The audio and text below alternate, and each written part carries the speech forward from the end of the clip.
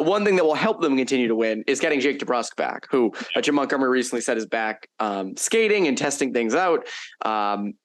I think you're seeing in the past couple of games, they're kind of trying new pieces up on that top line, Craig Smith, Taylor Hall, and that's all great. Taylor Hall with Marchand and Bergeron looks awesome on paper, but I think it's helpful when you can have Taylor Hall on that third line. I think that plays a big role in having the depth and just kind of having DeBrusk there back. I mean, do you think there's a chance when he comes back that he kind of continues at the pace that he was at prior to going down? Yeah, I mean, I think it's something where you have to look at it's a chart out coming back from a broken bone in your leg, right? A little bit tough to just kind of shake up that rest of the bag out there. Get back out, rub some dirt on it, kid. Get on out there.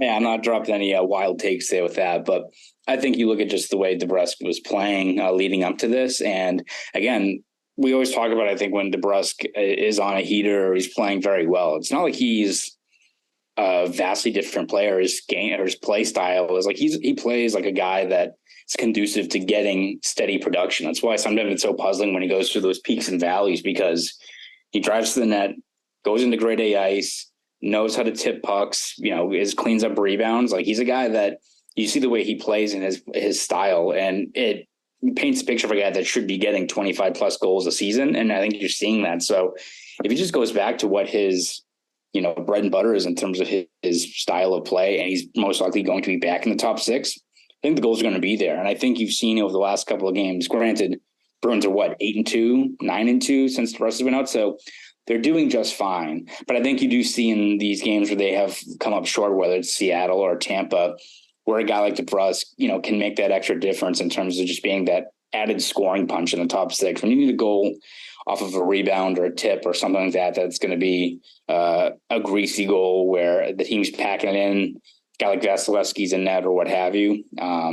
That's, I think, where DeBrusk shows his value of getting those timely goals. You saw that up in the bubble when the Bruins beat Carolina, where some of those games were tight, and he kind of broke these games open.